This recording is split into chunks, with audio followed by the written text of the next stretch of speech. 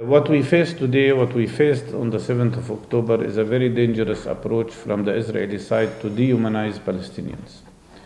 And then using this demonization to conduct three war crimes in parallel: the war crime of genocide, the war crime of collective punishment, and the war crime of ethnic cleansing. In 5 months, the Israeli army has killed more than 37,000 people, including those who are under the rebel, and including 13,500 children at least, in addition to 9,000 women. They have also injured more than 73,000 people.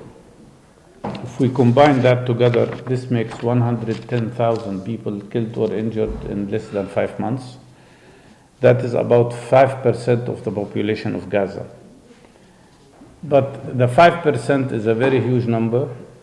Proportionally, just to give you an idea what that means, it is, if that had happened in the South Africa, you would be talking about 3.25 million people killed or injured in 5 months. If this had happened in the United States of America, you would be talking about almost 13 people killed or injured. The total number of Palestinians killed by Israeli bombardment in 5 months is larger than all Americans killed in all American wars since the 19th century.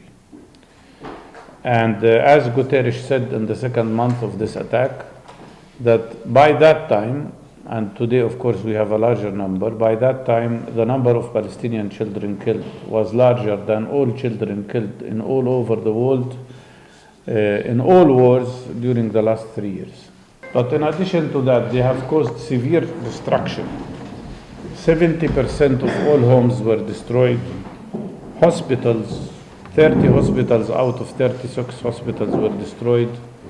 Clinics were destroyed, most schools, all universities. It's a horrible destruction of the whole infrastructure: electricity infrastructures, piped water supplies, sewage systems. And that caused, of course, horrible spread of severe diseases. The medical organization that I am on the head of the board of, it's called Palestinian Medical Relief Society. They report we have 30 medical teams working now in Gaza.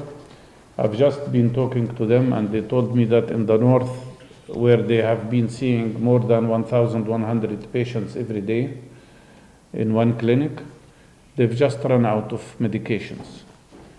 And we have 30 medical teams working everywhere, and they report to us that the number of sick people today in Gaza is no less than 1 million people, including people with respiratory infections, people with gastroenteric infections, diarrhea. And most dangerous, we start to see an outbreak of serious infections. 159 days without vaccination for children will lead definitely to outbreak of serious children's diseases like measles and maybe even poliomyelitis, which is very dangerous, especially for little kids. I always speak about the case of that child who was 5 years old, who broke my heart when I saw a video of him saying to his father, after losing both of his arms that were amputated, he was asking his father whether his hands will grow again when he grows up. 50,000 pregnant women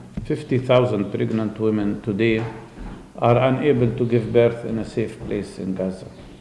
64,000 breastfeeding women do not have the ability to feed their children.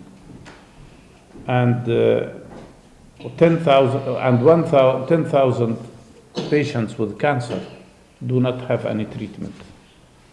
Dying every day, they are dying. It's unacceptable what's happening. One of our ambulance drivers was kidnapped for 3 weeks and subjected to terrible torture in this place.